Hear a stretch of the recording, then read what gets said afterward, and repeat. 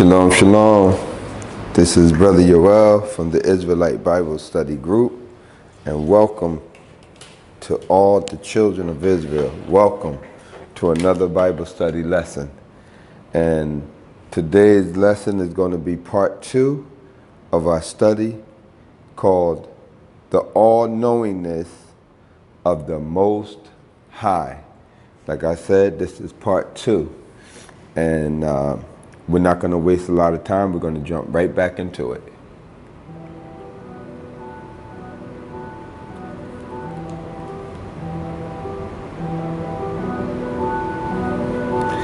So let's start off in Isaiah. Let's go to Isaiah chapter 46.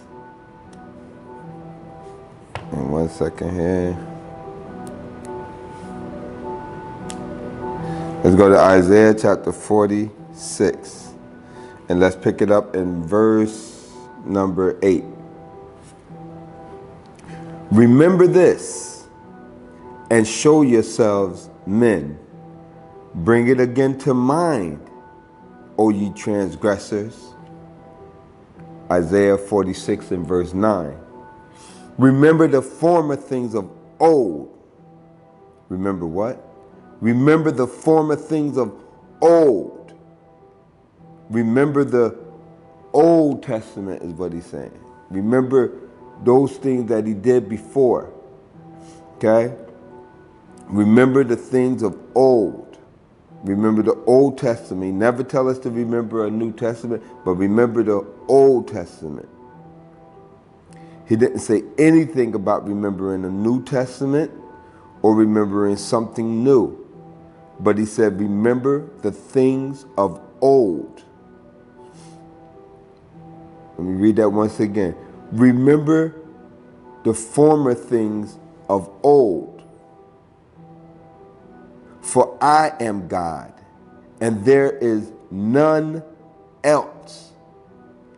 I am God, and there is none like me.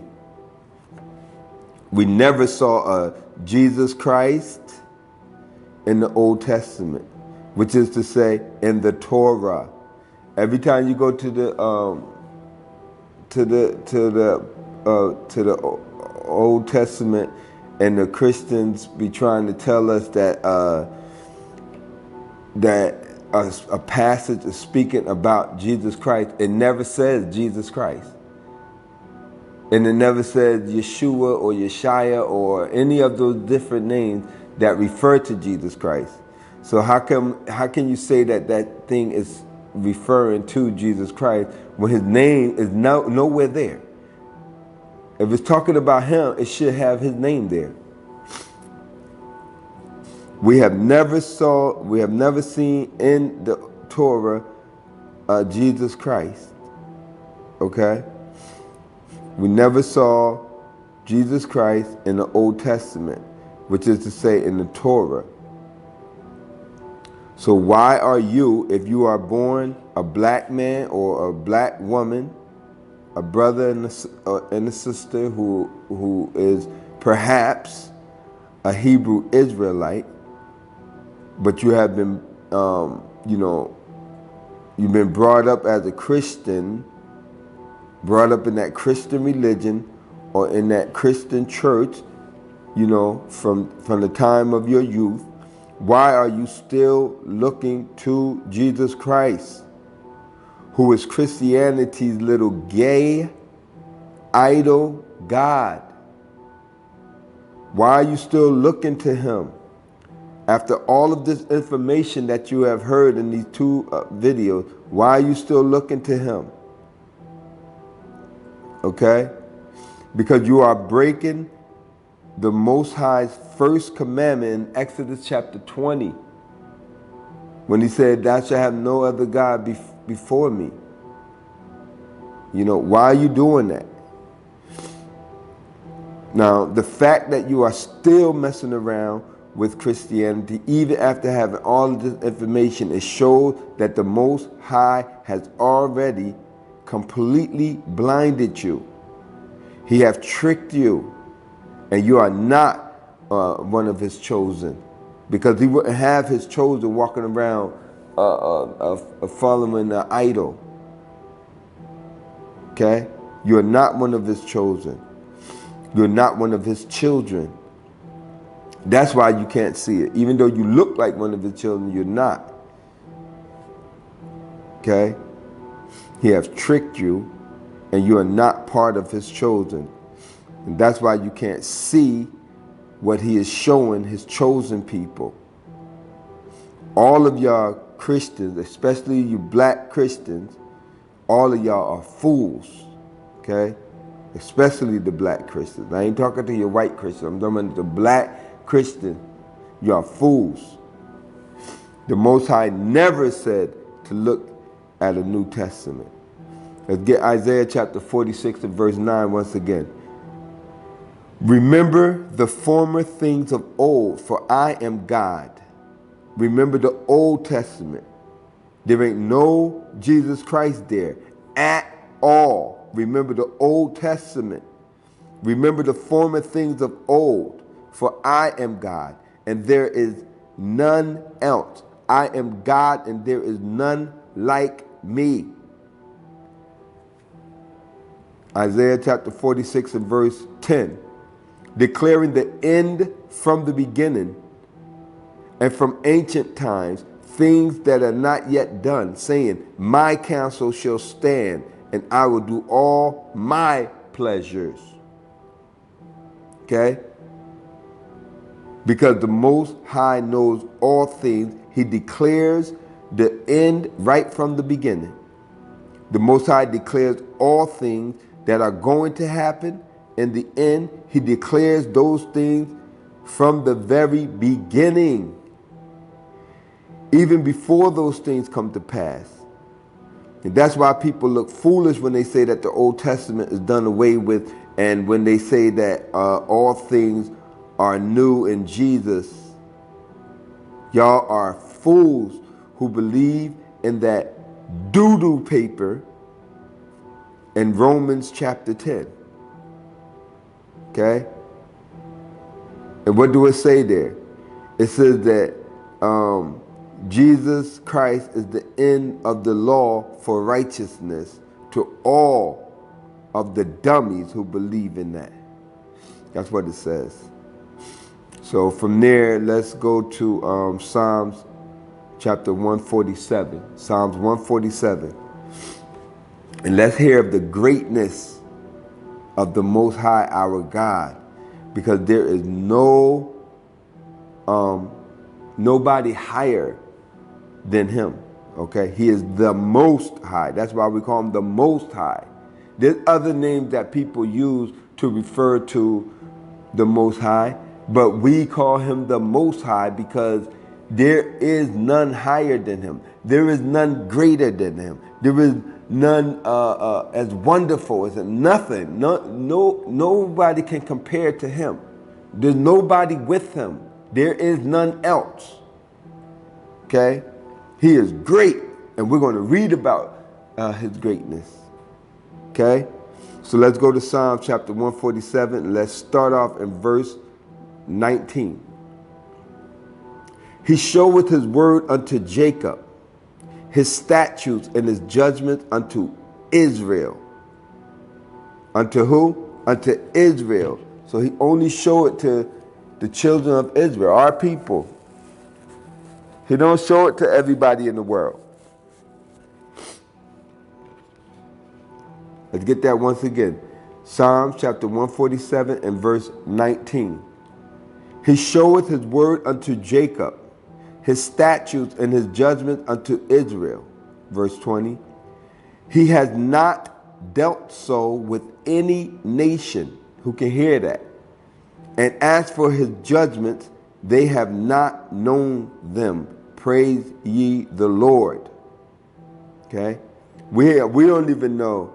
A lot of us don't even know. But the Most High is opening our eyes. And when he open your eyes and when he show you these things, you need to take heed to them. Don't be stubborn. Okay? Don't be stubborn and saying that, well, I've been doing this for so many years, so I'm going to just stick to this. No. If the Most High is showing you something in his word that you've never seen about Lucifer, Jesus, and the New Testament, all of that stuff, and opening your eyes, then you need to take heed to that. You don't keep following in something just because your parents took you there when you was a little kid, and now you just going to continue staying there. My uncle did this, my grandfather did this, my aunt did this, my grandmother, my mother, my father, my sister, my brother. No. If they did that, then they were still deceived at the time. But I'm not walking in that way no more. Let's stay in Psalms 147 and let's go to verse 1 now. Let's go up to verse 1. Praise ye the Lord, for it is good to sing praises unto our God, the Most High, for it is pleasant, and praise is calmly. Praise is calmly. Praises to the Most High is a beautiful thing. Praises are a very good thing to give to the Most High, because all praises belong unto the Most High, our God alone. Not God and Christ. No. The Most High, our God alone. Okay? I don't know who teaching people God and Christ. You know, that's stupid. Psalms 147 and verse 2. The Lord doeth build up Jerusalem. He gathereth together the outcasts of Israel. The Most High is going to bring us back into our homeland, the motherland, aka the new Jerusalem that he's going to bring down here. Okay? Right now we're outcasts, but he's going to bring us right back. Psalms 147 and verse 3. He healeth the broken in heart. Okay? We have been heartbroken, but he's going to heal us. And he bindeth up their wounds. We've been wounded. We've been beaten down. But the Most High is going to bind us all back up. Okay? How wonderful is that? Thank you, Most High. All praises unto your wonderful name alone. All praises unto your great name alone. Psalms 147 and verse 4. He telleth the number of the stars. He calleth them all by their names. So let's look at the Strong's definitions for a number, okay? Because it says he telleth the numbers of the stars. So let's look at the definition of number in Strong's Concordance. It's H4487 is manal, a primitive root, properly to weigh out, by implication to allot or constitute officially. Also to enumerate, to enroll, to appoint, to count, number, prepare, set, prepare and set. So the Most High places or set all of the stars exactly where he wants them to be. Okay? And one star is greater than the entire planet. Okay? That's what the Most High does. He telleth, when it says he telleth the number of the stars, he's setting all those stars and numbering them and putting them exactly where he wants them to be. Okay? Let's get enumerate definition. Mention the number of things one by one. Okay? That's enumerate. Let's get a point definition. To designate or to assign a job or a role or to someone or something. That's why the Most High put these things, stars and moon and sun and all that in the heavens. It's not for you to bow down and worship those things. Those things work for the Most High. They as like the sun, it heats the earth, and The moon give light to the earth, and the sun also give light to the earth, and they do things like that. It's not for you to, bow down and worship those things. They are servants themselves. They are servants. Okay? Count definition. To count is the act of determining the total number of something. Okay? From there, let's go to Psalms 147, and let's pick it up in verse number 5. Great is our Lord. I'll say that again. Great is our Lord. I'll say that once again. Great is our Lord, the Most High, and of great power. His understanding is infinite. His understanding is infinite. That is to say, his understanding is unsearchable. His ways are past finding out. Okay? That is why he has to reveal it unto you in order for you to understand anything that he is saying. Or you will not understand it. You will never understand it. You won't know it. Unless the Most High give you understanding, you will not have understanding. You will be walking around talking that BS like the Christians, okay? Because Christians be saying all kinds of crazy stuff most of the time.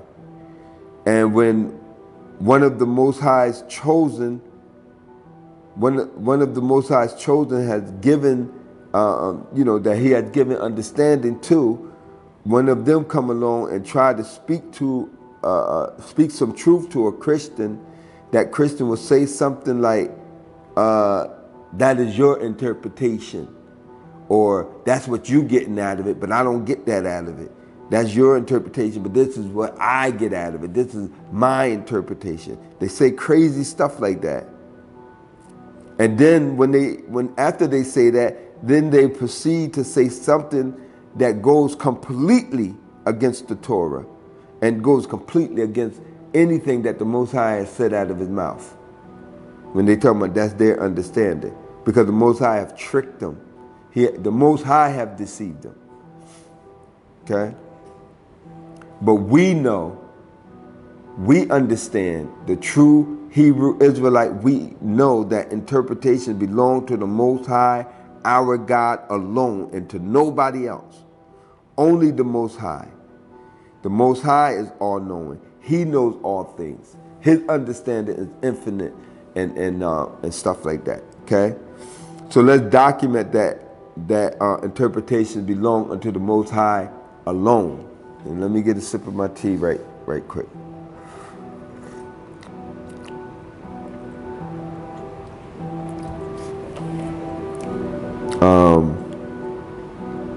Let's get Genesis chapter 40 and verse 6.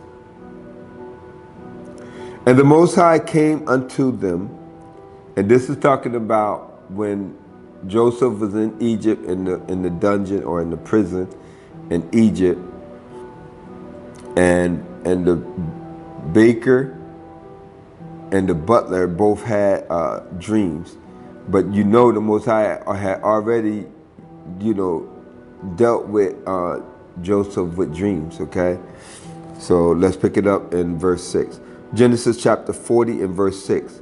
And Joseph came in unto them in the morning and looked upon them, and behold, they were sad. Verse 7. And he asked Pharaoh's officers that were with him in the ward of his Lord's house, saying, Wherefore look ye so sadly today? In other words, he's saying, why are y'all so sad today? Genesis chapter 40 and verse 8. And they said unto him, We have dreamed a dream, and there is no interpreter of it. Both of us have dreamed a dream. Both of us have dreamed dreams, or dreamed a dream. However, what we have seen in our dream, we cannot interpret what those things mean. Okay? So the Most High have spoken some words to these two, but they don't know what those words mean, okay? The Most High has spoken the words in their dreams. He has spoken some words to them, but they don't know what those words mean, okay? And likewise today, many people can read the Bible. They can see the words. They can hear the words. All of that. And even hear words that some preacher or somebody have spoken to them.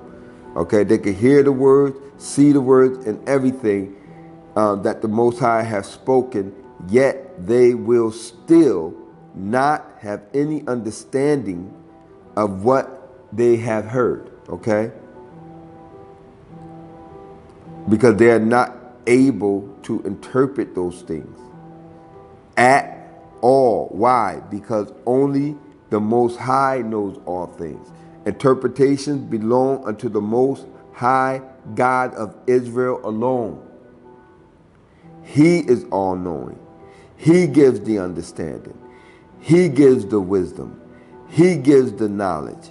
He gives the discernment and all things like that, okay? He does that. And he do it, and he give it to who? His chosen servants. Okay, so let's read that once again. Genesis chapter 40 and verse 8. And they said unto Joseph, we had dreamed a dream, and there is no interpreter of it. And Joseph said unto them, do not interpretations belong unto God? That is to say, the Most High God. Okay, the Most High knows all things. So Joseph is saying, tell me them, I pray you. Joseph is saying to them, tell me your dream, and I will go to the Most High, and the Most High will reveal the interpretation and the meaning of your dream to me, and I will tell you the meaning of your dream, because the Most High knows all things, okay? So, Genesis chapter 40 and verse 9. And the chief butler told his dream to Joseph and said to him, in my dream, behold, a vine was before me. Verse 10. And in the vine were 3 branches, and it was as though it budded. And her blossoms shot forth, and the clusters thereof brought forth ripe grapes. Verse 11. And Pharaoh's cup was in my hand, and I took the cup, and I took the grapes, and pressed them into Pharaoh's cup, and I gave the cup into Pharaoh's hand. Verse 12. And Joseph said unto him, this is the interpretation of it. The 3 branches are 3 days, verse 13, Genesis chapter 40 and verse 13. Yet within 3 days shall Pharaoh lift up thy head and restore thee unto thy place, and thou shalt deliver Pharaoh's cup into his hand, after the former manner when thou wast his butler. The Most High knew that in 3 days he was going to make Pharaoh restore the butler unto his butlership, okay? Genesis chapter 40 and verse 14. But think on me when it shall be well with thee, and show kindness, I pray thee, unto me, and make mention of me unto Pharaoh, and bring me out of this house.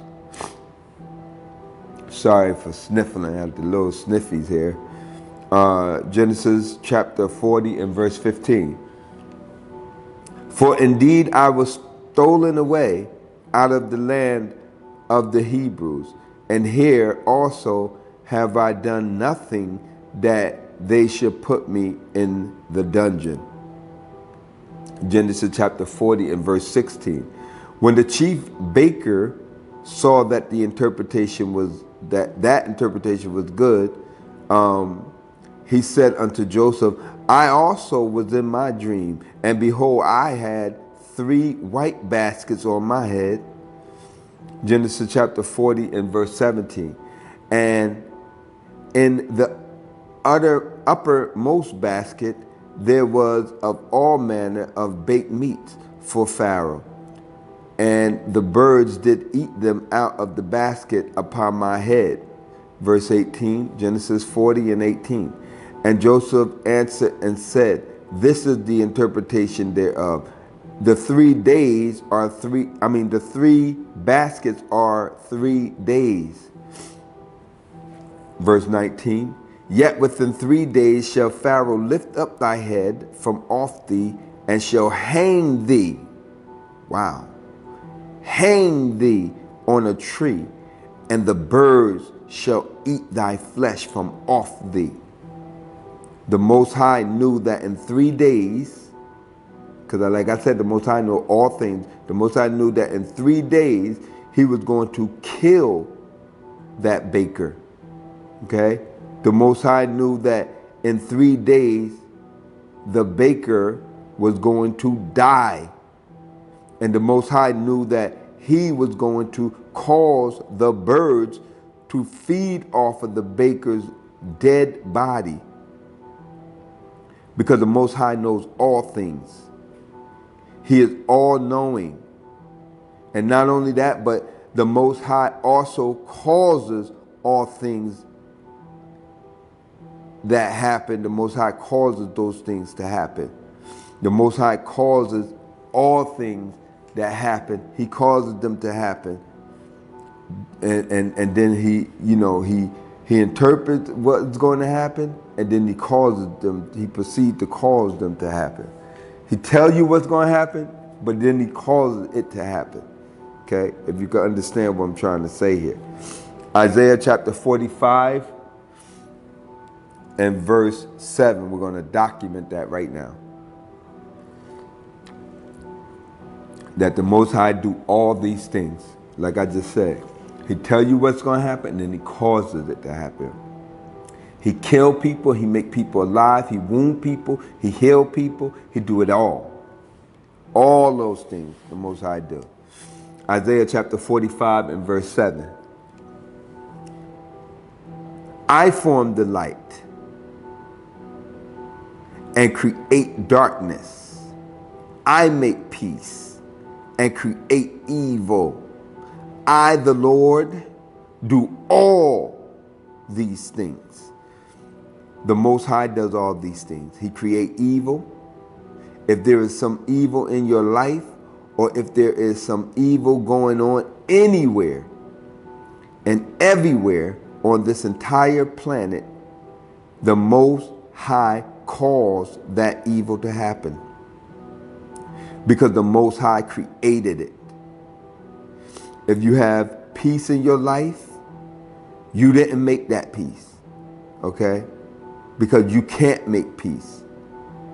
It is the Most High who made that peace in your life. It's the Most High who caused that peace in your life.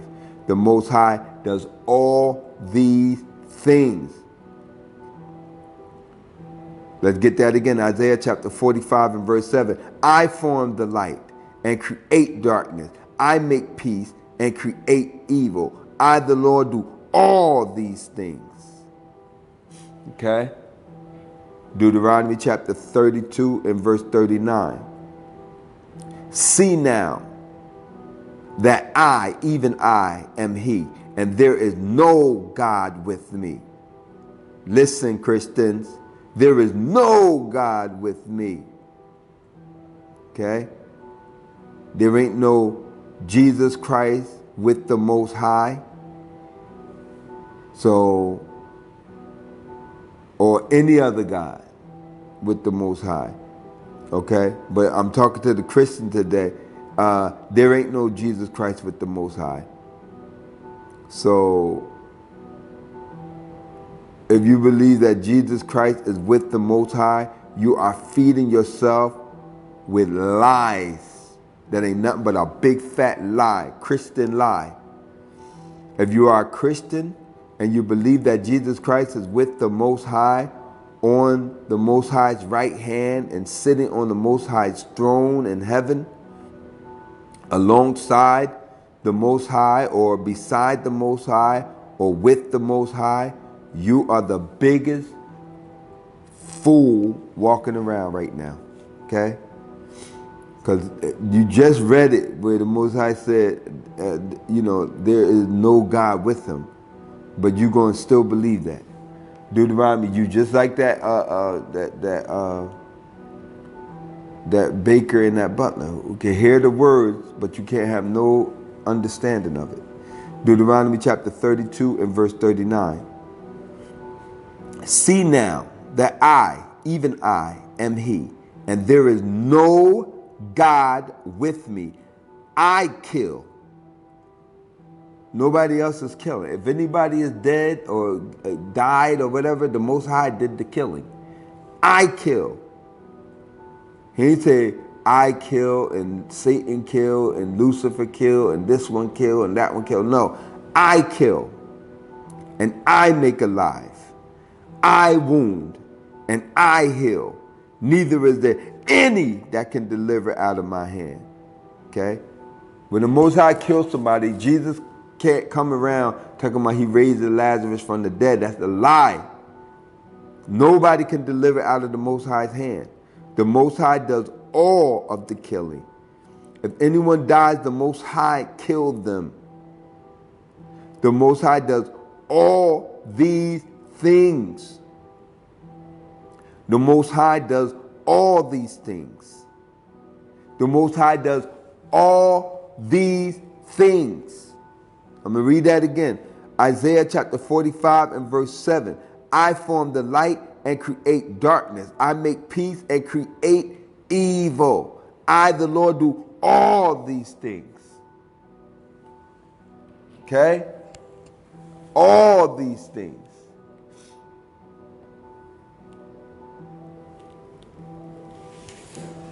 Give me 1 second here.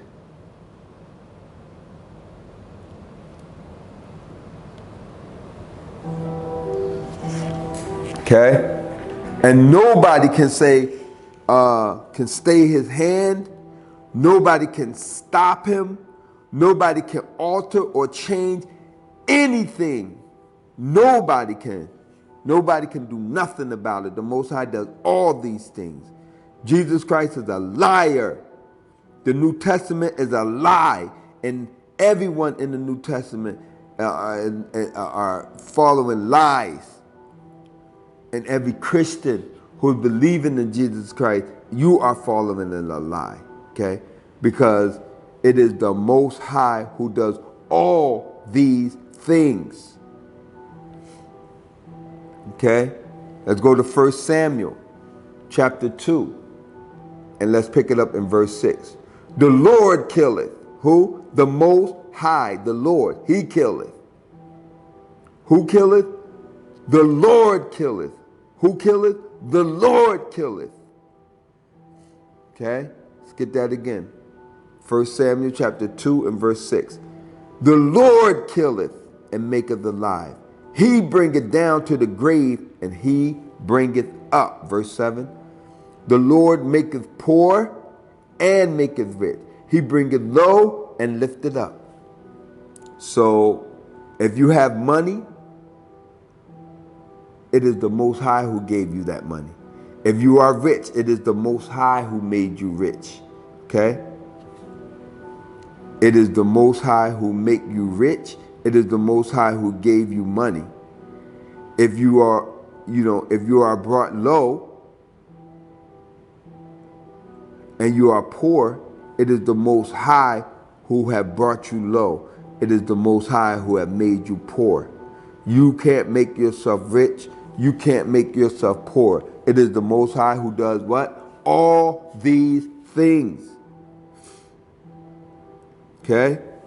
Let's go to Amos chapter 3 and verse 6.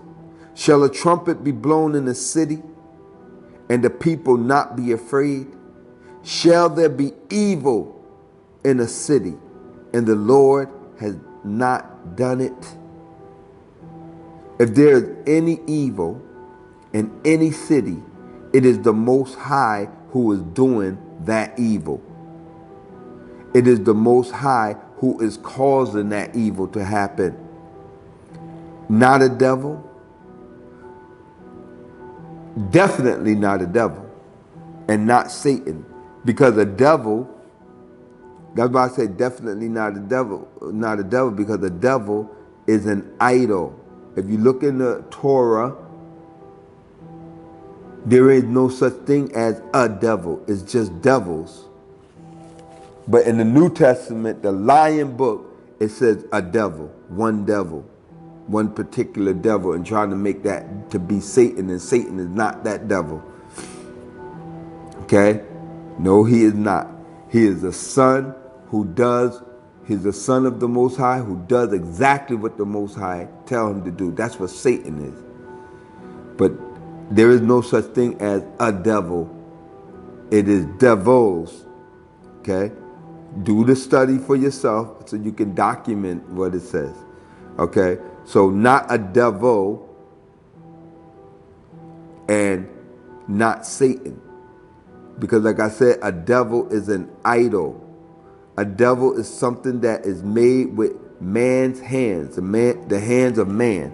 That's what a devil is. It is made with the hands of man. A devil cannot do anything. The only way a devil can hurt you or kill you is if somebody pick the devil up and whack you in the head with it or something like that. Other than that, a devil cannot do anything to you or to anybody. Okay? So, yeah, the devil cannot do anything to you at all. And Satan only does what the Most High tell him to do.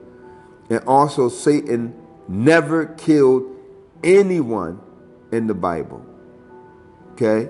In anywhere in the Bible, Satan never killed anyone. But the Most High, on the other hand, the Most High killed everybody who ever died in the Bible. The Most High is the one who killed every single person that died in the Bible. And every single person who dies, even today, it is the Most High God who killed every single person that has died. And when you die, who will listen to this video right now, when you die, it's the Most High who's going to kill you. Okay? Yes, the Most High does all these things. Okay? Now let's go back to Genesis chapter 40 and let's pick it up in verse 18. And Joseph answered and said, this is the interpretation thereof. The 3 baskets are 3 days. Verse 19. Yet within 3 days shall Pharaoh lift up thy head from off thee and hang thee on a tree, and the birds shall eat thy flesh from off thee. The Most High is to be feared. The Most High is the one who kills. Like I just said, the Most High is the one who make alive. The Most High is the one who wounds. The Most High is the one who heals. The Most High does all these things. The Most High is the one who brings evil. The Most High is the one who brings good. The Most High does all these things. The Most High is the deliverer of Israel. The Most High is our Redeemer. The Most High is the one who put us in captivity. He's the one who's going to bring us out of captivity. He's the one who treated us almost like as if he wanted to destroy us, and he's the one who's going to bless us beyond blessings. Okay? Genesis chapter 40 and verse 20. And it came to pass the 3rd day, which was Pharaoh's birthday, that he made a feast unto all his servants. And he lifted up the head of the chief butler, of the chief baker among his servants. Verse 21.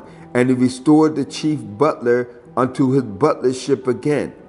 And he gave the cup into Pharaoh's hand. Verse 22.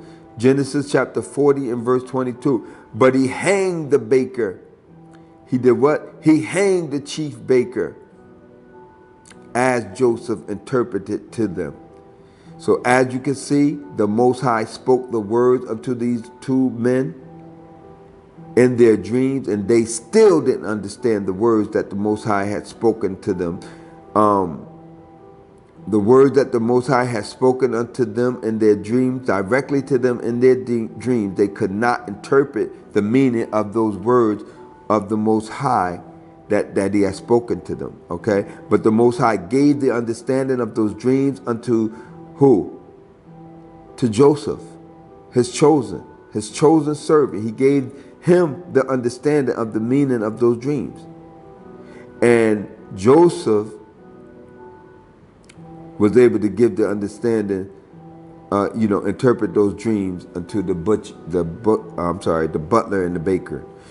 And when it comes to the understanding of the scriptures and stuff like that, today the Christians and other people be quoting things that go completely against the words of the Most High. They have no understanding of what they be talking about. They be saying all kinds of crazy stuff, and they don't know what the hell they talking about. Okay? They don't be knowing what they be quoting or nothing. They be saying all kinds of crazy things. Because interpretation belong unto the Most High God of Israel alone. So if one of His servants is not telling you, you're going to be talking real crazy. Okay? Let's go back to Psalms 147 once again. Great is our Lord, and of great power. Where you get in Psalms 147 and verse 5. Great is our Lord, and of great power. His understanding is infinite. So His understanding is what? His understanding is infinite. That is to say, His understanding is limitless. His understanding is endless. His understanding is impossible to measure or to calculate. His ways are past finding out. He is all-knowing. Let's stay in Psalms. Let's go to chapter 40, Psalms 40, and let's pick it up in verse 5. Many, O Lord, my God, are thy wonderful works, which thou hast done, and thy thoughts which are to usward, they cannot be reckoned up in order unto thee. If I would declare and speak of them, they are more than can be numbered. His understanding is impossible to measure or to calculate. His understanding cannot be searched out. His ways are past finding out. He is all knowing. Okay? Isaiah chapter 40 and verse 28. Hast thou not known? Hast thou not heard that the everlasting God, the Lord, the Most High, the Creator of the ends of the earth, fainteth not, neither is weary. There is no searching of His understanding. There is what? No searching of His understanding. There is what? No searching of His understanding. Okay? You can't search for His understanding. The Most High have to show it to you. He have to reveal it to you. If He don't, you're never going to know it or understand it. If He don't reveal it unto you, it is because you are not a Hebrew Israelite.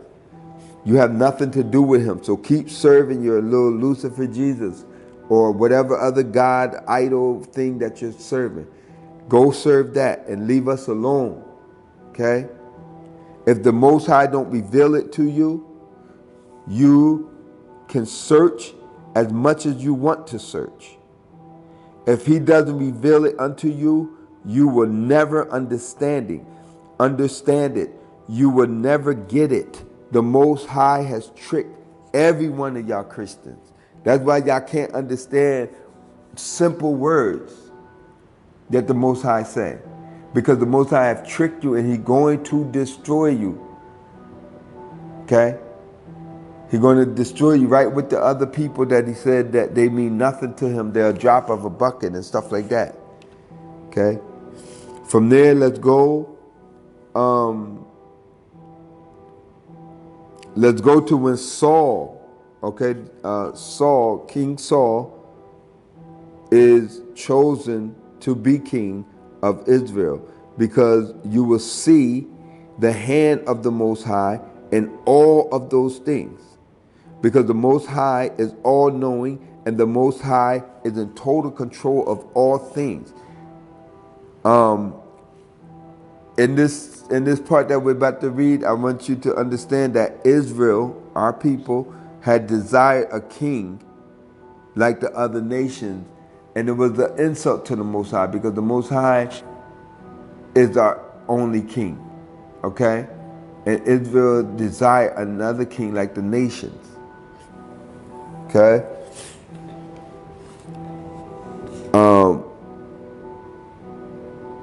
Yeah, like the other nations. So this is who the Most High was going to give them, but we're going to read about it, okay?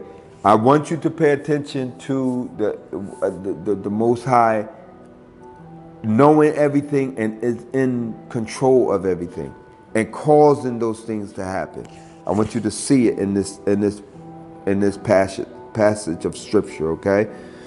Let's go to 1 Samuel chapter 9, and let's pick it up in verse 1.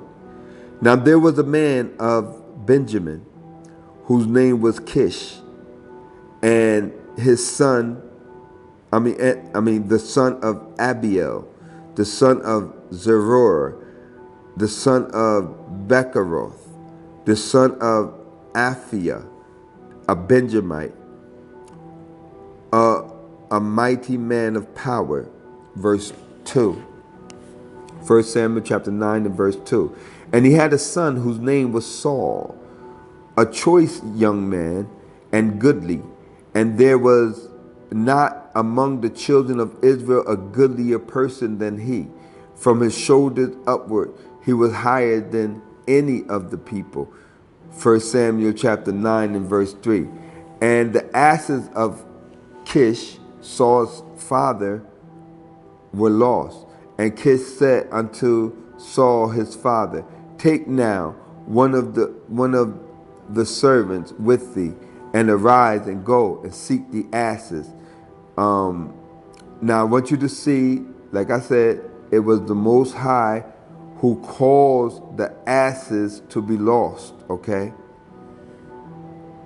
The Most High caused the asses to be lost so that Saul's father would send Saul to find the asses, so that Saul could meet Samuel while he was on his journey looking for the asses.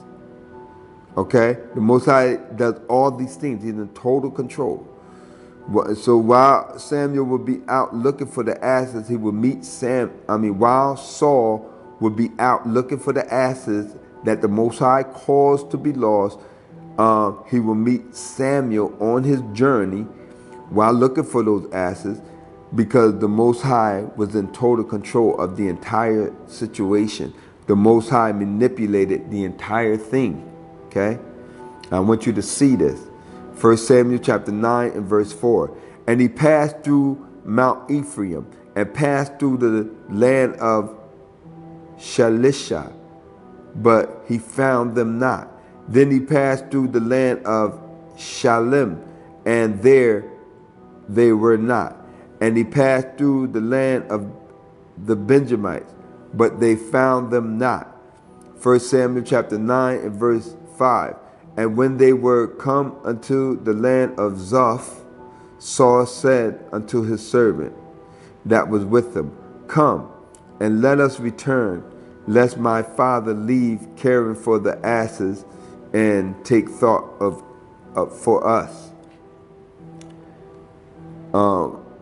So it was the Most High who was in this entire situation. The Most High let Paul get I keep saying Paul, but Saul get the servant, choose the servant that will go with him, and the Most High spoke word in that servant's mind to say what he's about to say right here. 1 Samuel chapter 9 and verse 6. And he said unto him, Behold now, there is in this city a man of God. See, the Most High put that in him to know that there was a man of God. Because Saul was trying to go back home. But the servant that the Most High had go with Saul He said, there is in this place a man of God, and he is an honorable man. All that he saith comes surely to pass. Now, let us go thither. Peradventure, he can show us the way that we should go. 1 Samuel chapter 9 and verse 7. Then said Saul to his servant, but behold, if we go, what shall we bring the man? For the bread is spent in our vessels, and there is not a present to bring to the man of God. What have we? So any time and every time that you come before the altar of the Most High, you must bring something. You cannot come empty-handed. Okay, you have to bring something. 1 Samuel chapter 9 and verse 8. And the servant answered Saul again and said, behold, I have here at hand the fourth part of a shekel of silver, and that I will give to the man of God to tell us our way. 1 Samuel chapter 9 and verse 9. Before time in Israel, when a man went to inquire of God, thus he spake, come, let us go to the seer. Okay? For he that is now called a prophet was before time called a seer. For verse 10, 1 Samuel chapter 9 and verse 10. Then said Saul to his servant, well said, come, let us go. So they went into the city where the man of God was. Verse 11. And as they went up the hill to the city, they found young maidens going out to draw water, and said unto them, is the seer here? 1 Samuel chapter 9 and verse 12. And they answered them and said, he is.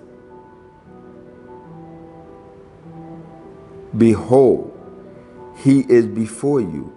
Make haste now, for he came today to the city, for there is a sacrifice of the people today in the high place.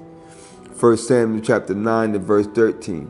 As soon as ye be come into the city, ye shall straightway find him, before he go up to the high place to eat. For the people will not eat until he come, because he does bless the sacrifice, and afterwards they eat that be bidden. Now therefore get you up, for about this time ye shall find him. It was the Most High who gave them that information to send Saul right into Samuel. Okay, 1 Samuel chapter 9 and verse 14. And they went up into the city, and when they were come into the city, behold, Samuel came out against them for to go up to the high place. 1 Samuel chapter 9 and verse 15. Now the Lord had told Samuel in his ear a day before Saul came, saying, now, do you hear this? Do you hear what the Most High told Samuel in his ear before Saul and them even came? The Most High said, one day before it even happened, the Most High had already told Samuel, tomorrow at this very time, I am going to send you a man out of the land of Benjamin, and you shall anoint him to be captain over my people, that he may save my people, the children of Israel, out of the hand of the Philistines. So the Most High is controlling everything. And that's how it is in our life. We be doing things and thinking things and going this way and doing this and not knowing that the Most High is actually controlling all of those things, your thoughts and everything, because he knows all things. And he's going to use these things for his will and his purpose. Okay? And to do what pleases him. As you can see, the Most High knows all things, even before they happen. And not only that, but it is the Most High who causes those things to happen. So he knows exactly what's going to happen. That's why he can tell you this is going to happen, and this is going to happen, and that's going to happen. Because before he actually calls it to happen, he tells you what's going to happen, then he calls it to happen. Okay? 1 Samuel chapter 9 and verse 15. Now the Lord had told Samuel in his ear a day before Saul came, saying, verse 16, tomorrow about this time I will send thee a man out of the land of Benjamin, and thou shalt anoint him to be captain over my people Israel, that he may save my people out of the land, out of the hand of the Philistines. For I have looked upon my people, because their cry is come up unto me. 1 Samuel chapter 9 and verse 17. And when Samuel saw Saul, the Lord said unto him, behold, the man whom I spake of thee of, this same shall reign over my people. Verse 18. Then Saul drew near to Samuel in the gate and said, tell me, I pray thee, where is the seer's house? Where the seer's house is. 1 Samuel chapter 9 and verse 19. And Samuel answered Saul and said, I am the seer. Go up before me unto the high place, for ye shall eat with me today, and tomorrow I will let thee go. You shall eat with me today, and tomorrow I will let thee go, and will tell thee all that is in thine heart. That is to say, in your mind. 1 Samuel chapter 9 and verse 20. And as for thine asses that were lost 3 days ago, set not thy mind on them, for they are found, and on whom is all the desire of Israel. Is it not on thee? Yes, it is on Saul, because the people desire a king, and the Most High was giving it Saul as that king. So is it not on thee? Is it not on thy father's house? Yes, it is. Okay. So as you can see, the Most High's hand is in all these things, and you only see it if you are a Hebrew Israelite. If you are a Christian, you don't see anything.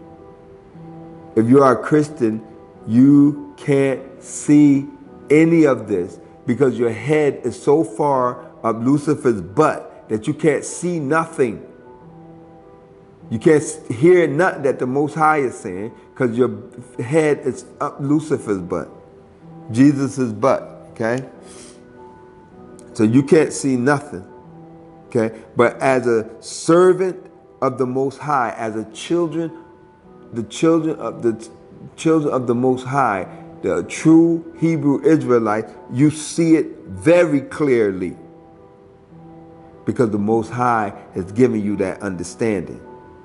Now let's go back to Genesis, and let's get another example of the Most High knowing something is going to happen and going to cause those things to happen, okay? Because the Most High is all-knowing, and this is the Most High's and this is the Most High's covenant to our forefather Abraham. Okay, let's go to Genesis chapter 15. Let's pick it up in verse number 1. After these things, the word of the Lord came unto Abram in a vision, saying, fear not, Abram, I am thy shield and thy exceeding great reward. Let's skip down from Genesis chapter 15, verse 1. Let's skip down to verse 13. Genesis chapter 15 and verse 13. And he said unto Abram, know of a surety, know for sure this thing is going to happen, because I'm going to cause it to happen. Know of a surety that thy seed shall be a stranger in the land that is not theirs, and shall serve them, and they shall afflict them 400 years. Genesis chapter 15 and verse 14. And also that nation whom they shall serve will I judge, and afterward shall they come out with great substance. The Most High knew that all of this was going to happen. Everything that he said to our forefather Abraham, because the Most High knew that he was going to cause all of those things to happen, because the Most High does what? Does all these things. The Most High knew that he was going to put a child within Sarah's womb and call that child's name Isaac. The Most High also knew that he was going to put a child within Rebekah's womb and call that child's name Jacob. The Most High also knew that he was going to put a child within Rachel's womb and call that child's name Joseph. The Most High also knew that he was going to cause Jacob to favor Joseph more than Joseph's other brothers, so that Joseph's brothers would hate Joseph and sell Joseph to the Ishmaelites, who would then take Joseph down into Egypt and cause the Most High, take him down into Egypt, because the Most High wanted Joseph to go down to Egypt, so that everything that the Most High had spoken unto our forefather Abraham, that he said would happen, those things will happen, because the Most High is causing those things to happen.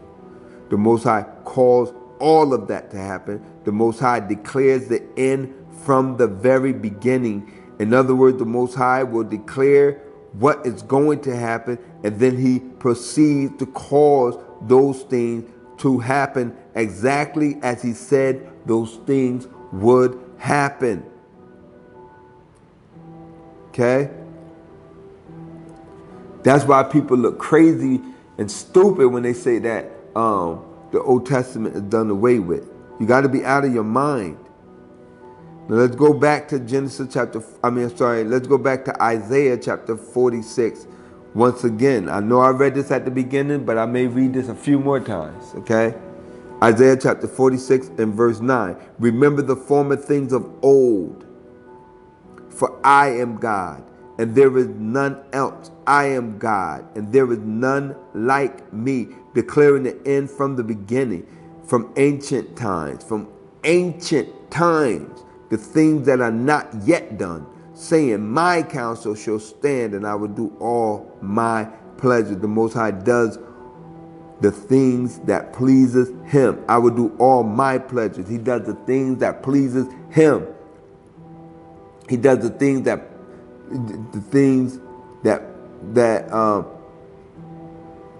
he want to do.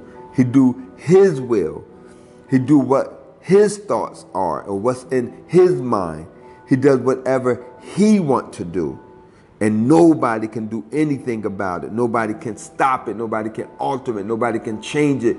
Nobody can deliver anybody out of anything that the Most High does. He do what his will is. Now let's go to Deuteronomy chapter 29 and verse 29, because only the children of Israel are going to understand this.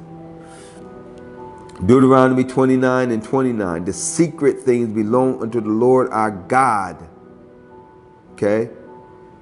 But those things which are revealed belong unto us and to our children forever, that we may do the words of this law. That's why when I say that the Most High brings evil and kills and do all that stuff, people get mad and say that because they don't understand. They say that we're talking, we're saying something that is not true, when actually we're saying exactly what the Most High says, because we give glory unto his name alone. If the Most High is doing something, we give the glory to the Most High and say it's the Most High who's doing this. We don't take credit or glory from the Most High and give it to somebody else saying the devil did this, Satan did this, Lucifer did this man did this woman did this child did this. No, the Most High does all these things. We only give him the credit for doing what he said that he does.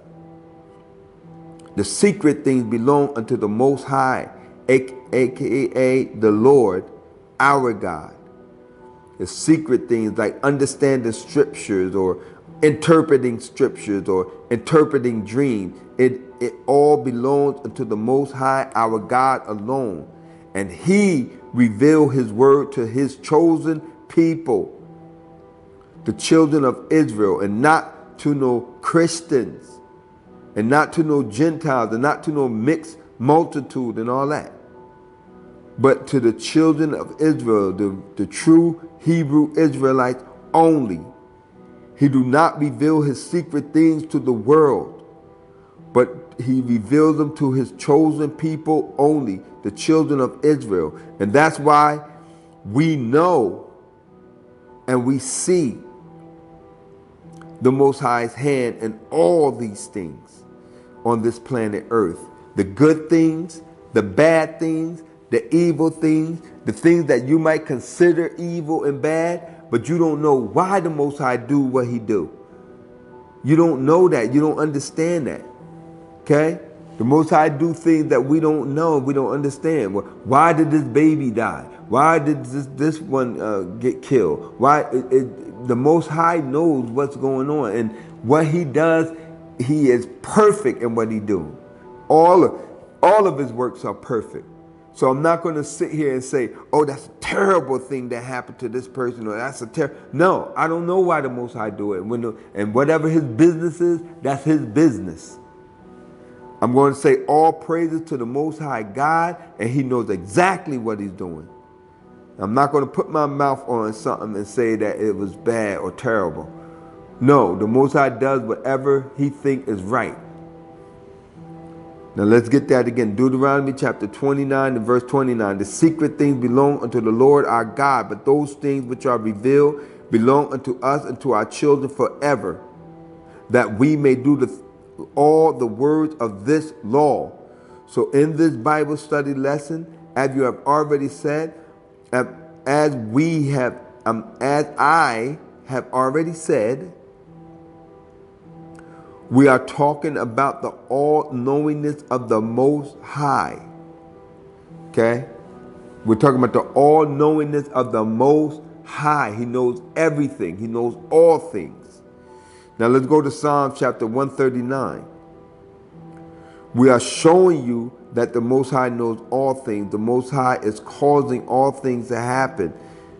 Okay? This stuff is beyond our regular understanding.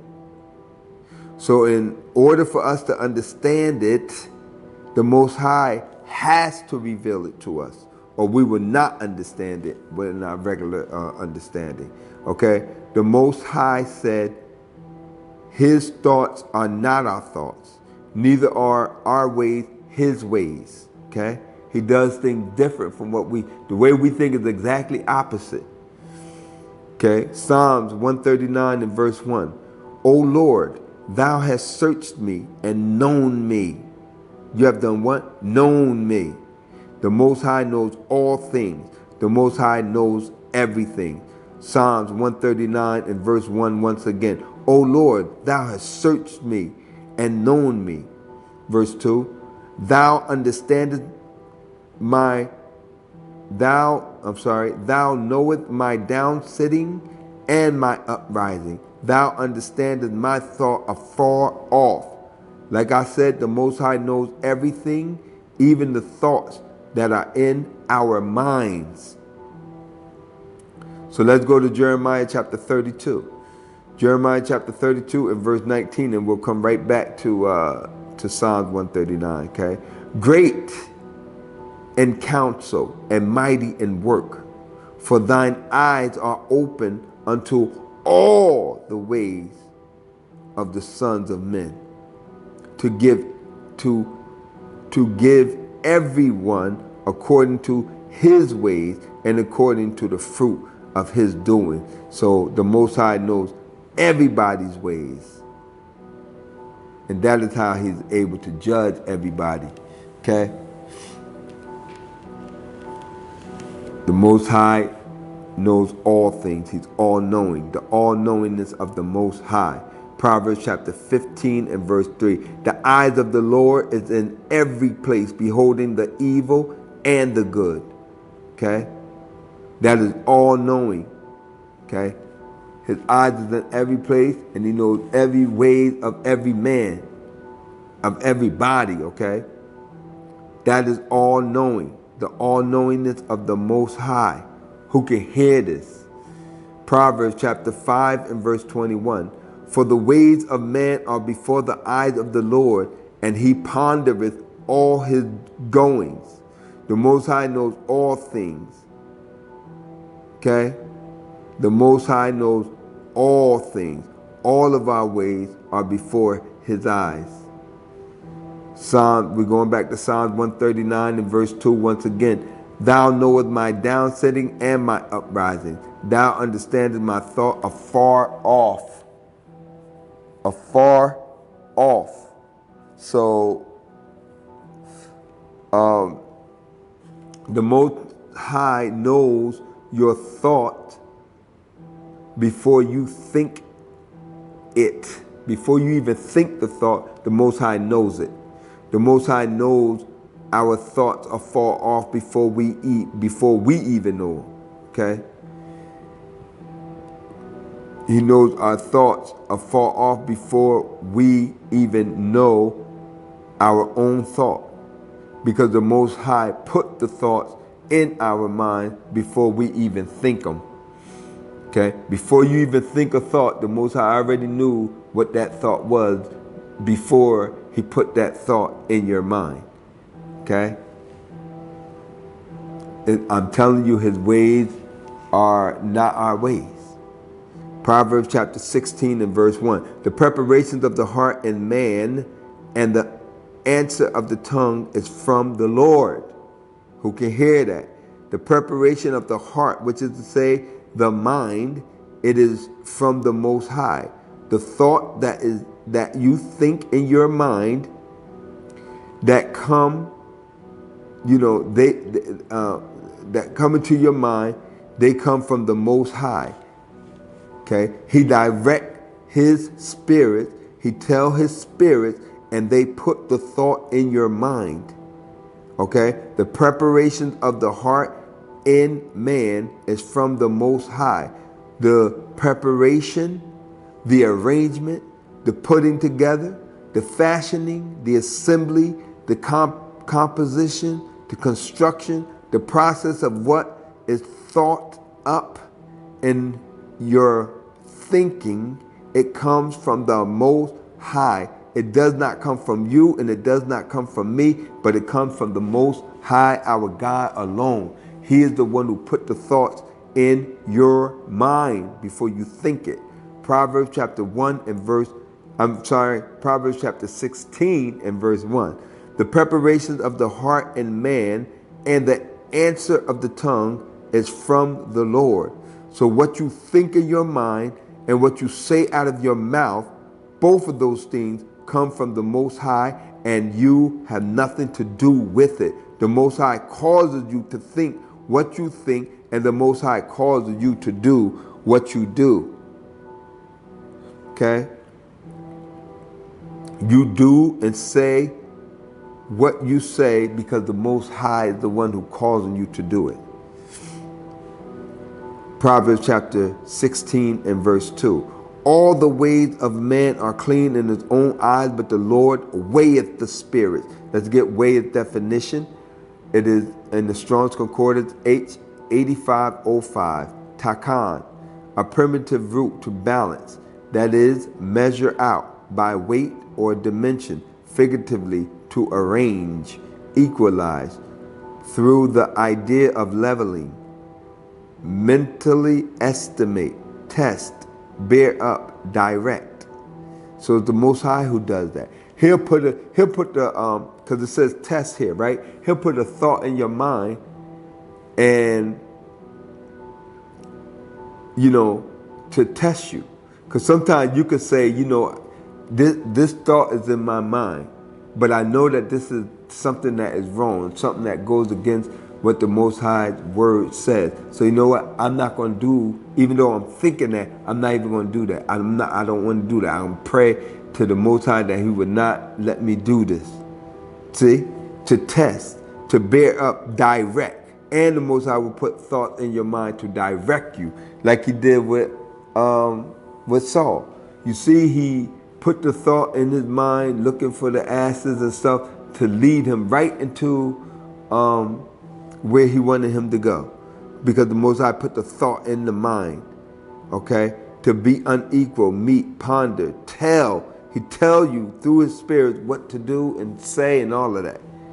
And way, okay? So the Most High direct the spirits.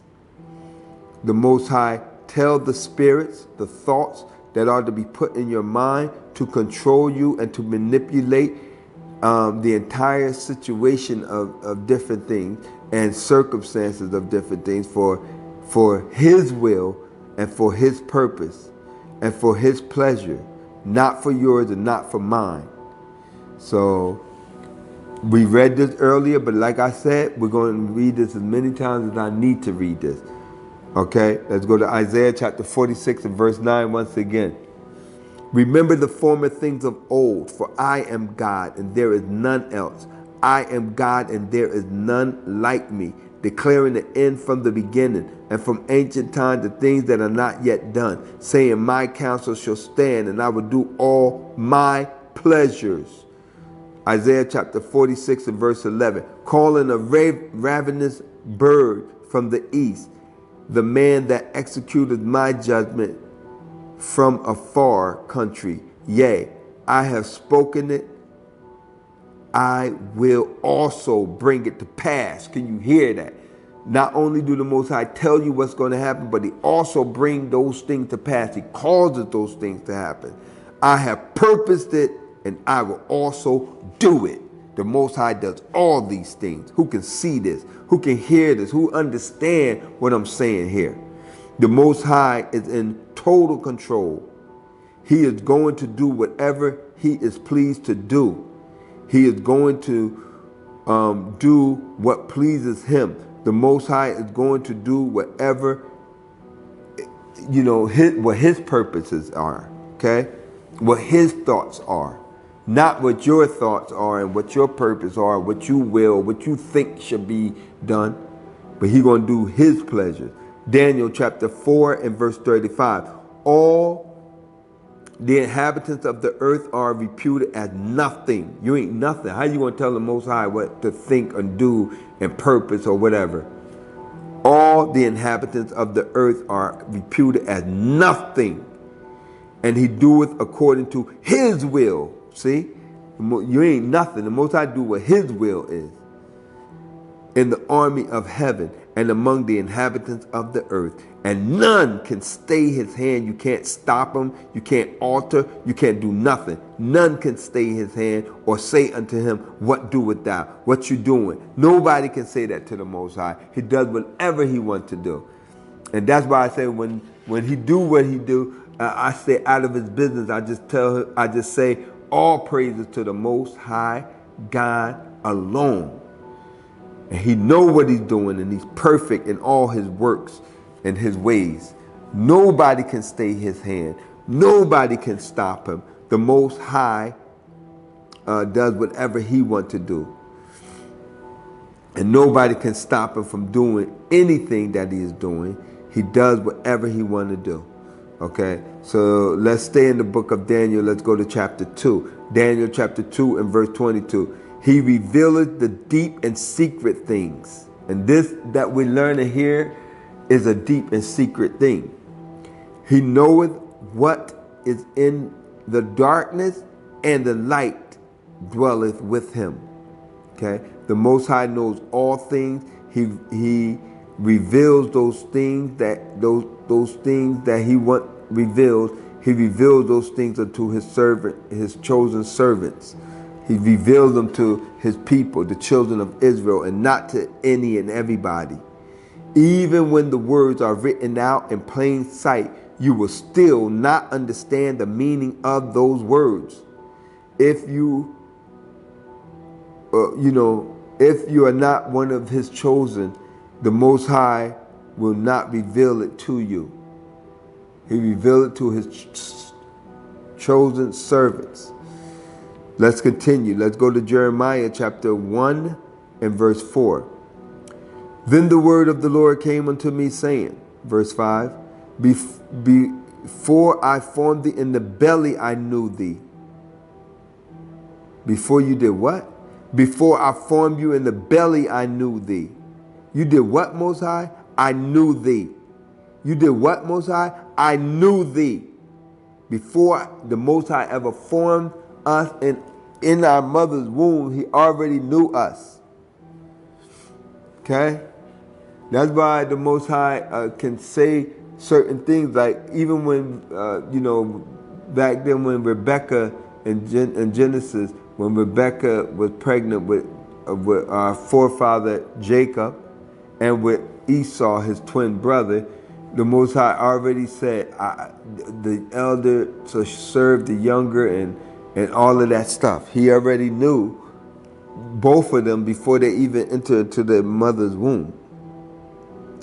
So before I formed thee in the belly, I knew thee, because the Most High knows all things. He's all-knowing, and he does all these things. Okay?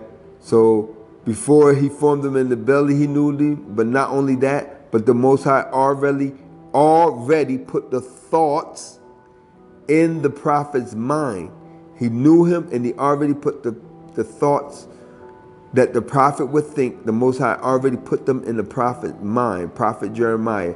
And that's how the Most High knew all what the prophet was going to do and what the prophet was going to say before the prophet did anything, before the prophet said anything, because the Most High knows all things. Jeremiah chapter 1 and verse 5, once again, before I formed thee in the belly, I knew thee. And before thou camest forth out of the womb, I sanctified thee. Okay? The Most High does whatever he wants to do. The Most High controls and manipulates situations. The Most High controls and manipulates circumstances for his own will, for his own pleasure, and for his purpose. Not for yours and not for mine. Then the Lord came unto me, saying, before I formed thee in the belly, I knew thee. Before thou camest forth out of the womb, I sanctified thee, and I ordained thee a prophet unto the nations. Okay? Let's get some more. Let's go to the book of Zechariah chapter 12. Zechariah chapter 12 and verse 1. The burden of the word of the Lord for Israel, saith the Lord, which stretcheth forth the heavens, and layeth the foundations of the earth, and formeth the spirit of man within him. He do what? He formeth the spirit of man within him. He do what? He formeth the spirit of man within him. As you can see, it's the Most High who forms the spirit that is within man, controlling man's thoughts and actions and everything. Okay? So let's get form definition from the Strong's Concordance. Form, because they say he formed the spirit of man within him. Form definition from H 3335 is Yasar, okay?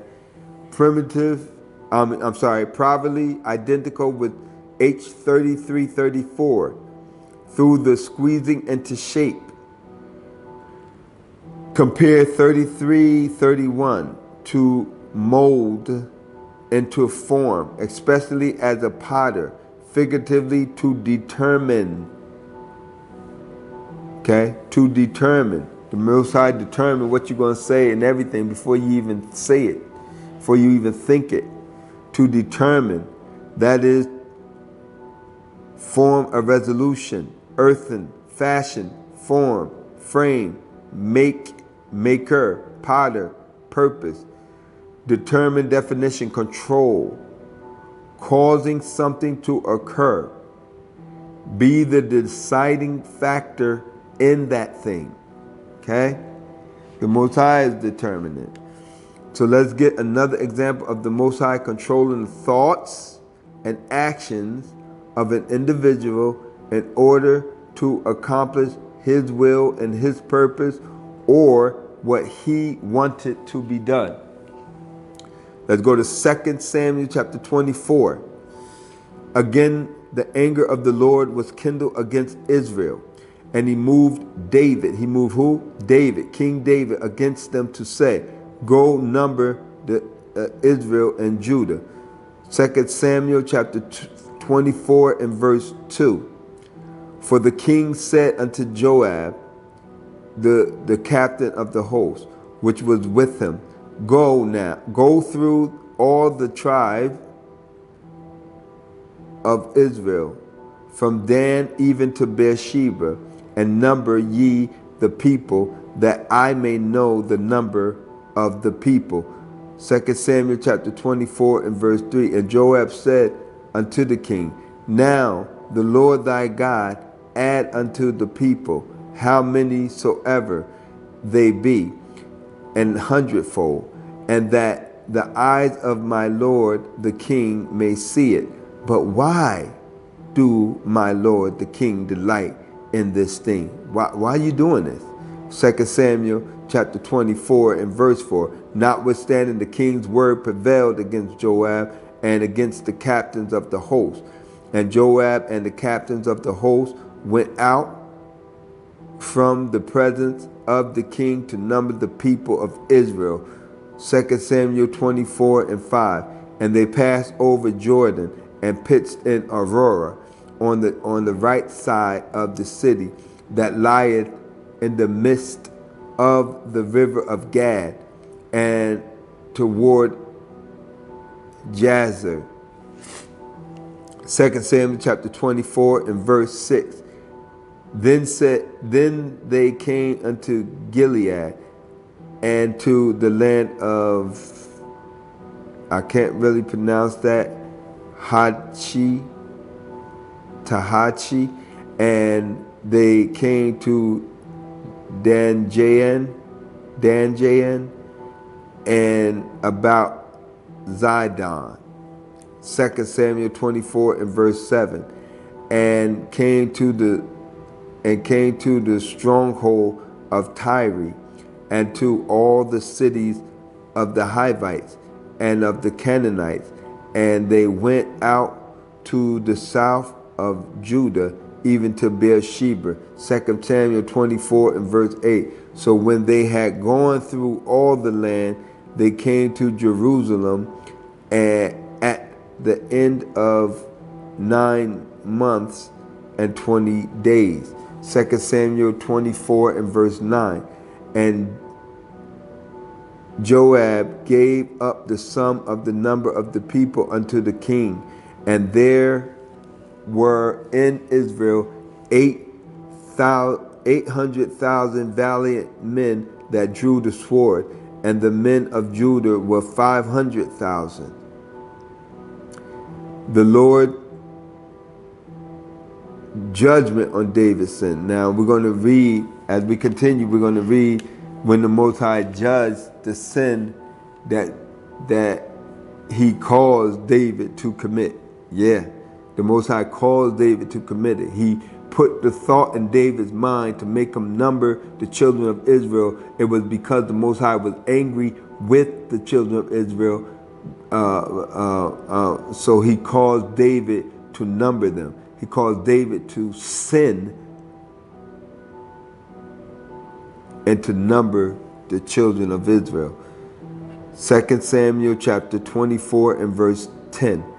And David's heart smote him after that he had numbered the people. And David said unto the Lord, I have sinned. I have done what? I have sinned greatly in that I have done, in that I have done. And now I beseech thee, O Lord, take away the iniquity of thy servant, for I have done very foolishly. 2 Samuel chapter 24 and verse 11. For when David was up in the morning, the word of the Lord came unto the prophet Gad, David's seer, saying, verse 12, Go and say unto David, Thus saith the Lord, I offer thee three things. Choose thee one of them, that I may do it unto thee. 2 Samuel 24 and verse 13. So Gad came to David and told him and said unto him, Shall 7 years of famine come unto thee in thy land, or wilt thou flee 3 months before thine enemies while they pursue thee, or that there be 3 days pestilence in thy land? Now advise and see what answer I shall return to him that sent me. 2 Samuel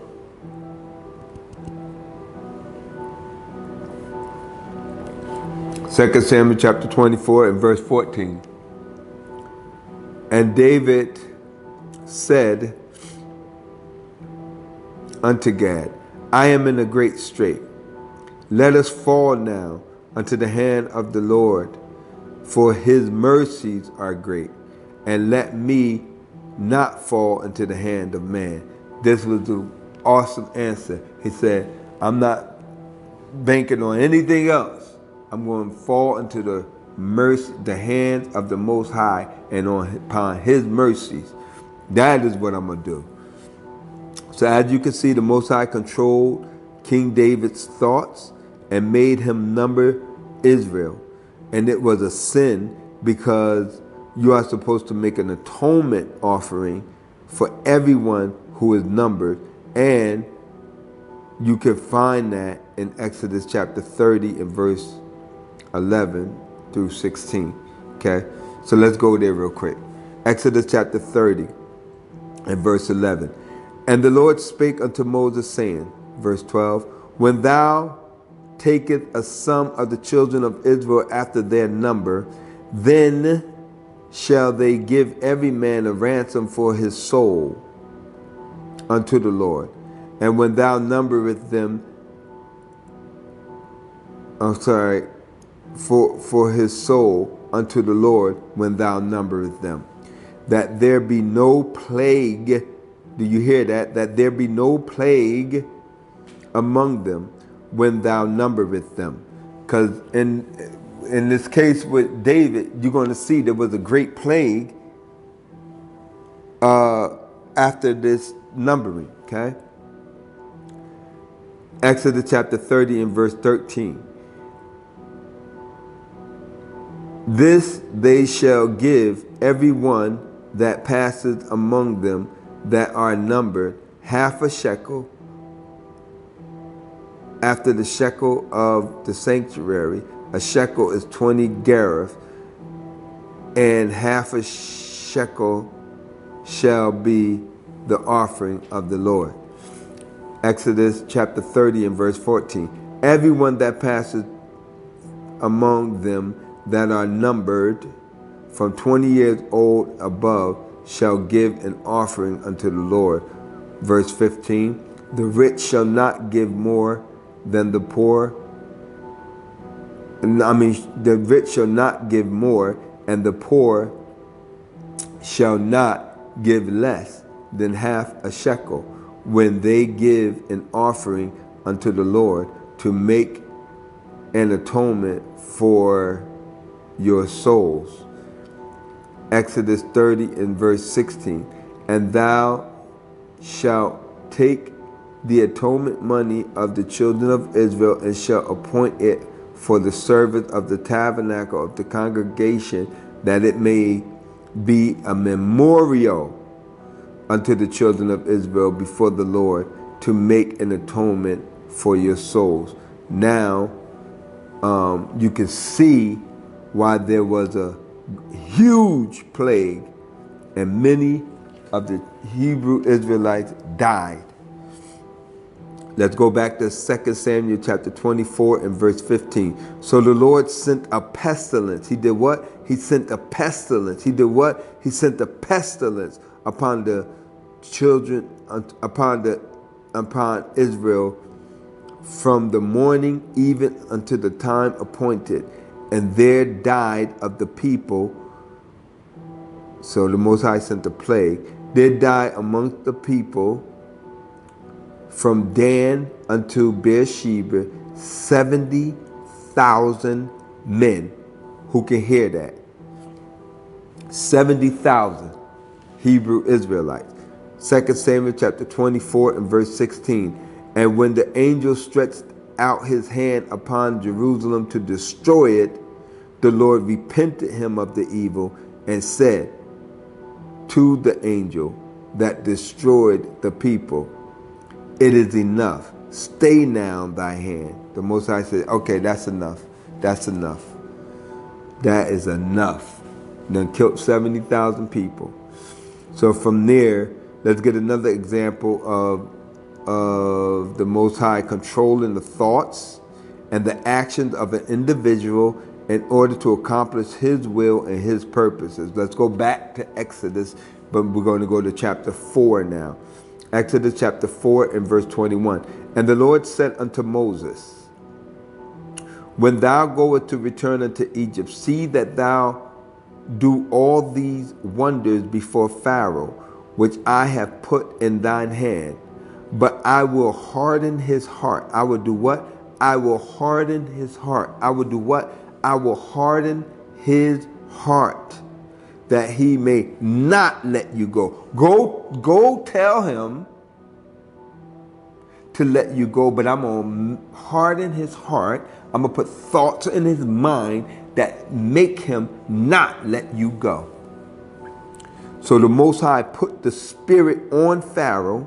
The Most High manipulated Pharaoh's mind. When the Most High said, I will harden Pharaoh's heart, the Most High is saying, I am going to put thoughts in Pharaoh's mind and cause Pharaoh to not let the children of Israel go. I am going to make him not let the children of Israel go. And then I am going to punish Pharaoh and punish the Egyptians for not letting the children of Israel go. That's how the Most High does things. That's why you got to be careful if you see in that you can't see when the Most High says that there is none with him, and then you are cleaving to the Lucifer Jesus character, saying that he is with the Most High. The Most High is making you think that, so that he can make you guilty of that, and then he gonna punish you for that. Okay? That's why you got to be careful about that. Listen to these words and cleave to his word. Hearken unto the Most High, and watch your own self. Watch what you're doing. Okay? Exodus chapter 3 and verse 19. And I am sure that the king of Egypt will not let you go. I know for sure that he's not going to let you go. No, not by a mighty hand. Not until I stretch out my hand and F him up, and F his people up, and F his land up. Then he's going to let you go. But until that, I'm sure he's not going to let you go. Exodus chapter 3 and verse 20. And I will stretch out my hand and smite Egypt with all my wonders, which I will do in the midst thereof. And after that, he's going to let you go. I promise you that. Exodus chapter 3 and verse 21. And I will give this people favor in the sight of the Egyptians, because favor ain't fair, baby. I will give these people favor in the sight of these Egyptians, and it shall come to pass that when ye go, ye shall not go empty. Exodus chapter 3 and verse 22. But every woman shall borrow of her neighbor, and she gonna borrow it, but she ain't giving it back. Okay? Every woman shall borrow of her neighbor, and of her that sojourneth in her house, jewels of silver and jewels of gold, and of raiment, and ye shall put them upon your sons and upon your daughters, and ye shall spoil the Egyptians. Take their stuff, because they ain't going to need it anyway, because the Most High going to drown them suckers. Okay? So, not only is the Egyptian going to let Israel go, but they are also going to give them jewels of silver and jewels of gold and raiment and everything, because the Most High God made them do it. He put it in their mind to give them all of those things. Because the Most High is going to control those Egyptians' minds. Like I said, the Most High is going to manipulate the Egyptians' mind and make them give them their jewels of gold and silver and all of that, and raiment and all those things. So who can see that the Most High is working this thing? Who can see it? Okay? Who can understand this? Let's go back to Proverbs chapter 16. We read this earlier. I just want to read it once again. The preparation of the heart and man, and the answer of the tongue is from the Lord. Verse 2. All the ways of the man is clean in his own eyes, but the Lord weigheth the spirit. Okay? Commit thy works unto the Lord, and thy thoughts shall be established. You better be committed to the Most High if you want your thoughts to be established, because the Most High is terrible. He can run you completely out of your mind. The Most High can make you do something that will cause somebody to kill you, or the Most High can make you run you out of your own mind and make you kill your own self. He can make you jump into a river. He can make you jump onto a train tracks. A moving train could come and kill you. He can make you jump off of a building and splatter yourself all over the concrete ground. He can make you do anything. He can make you drown yourself. Okay? He can make you get a gun and blow your own brains out. He can make you get a gun and shoot somebody else. The Most High is terrible. So you better have your thoughts established in the Most High. You better have respect for the Most High, because he's terrible. Okay? That's why the scriptures say, acknowledge the Most High in all of your ways, and he will direct your path. He will protect you. He will guide you. He will lead you. Okay?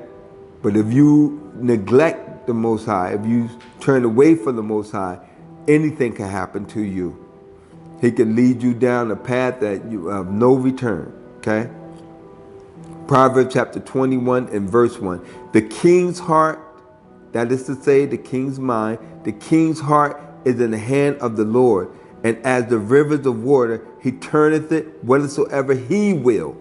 The Most High can turn you any kind of way and make you do whatever he wants you to do. Did you hear that? Every way, let's read that again. I'm sorry. Proverbs chapter 21 and verse 1.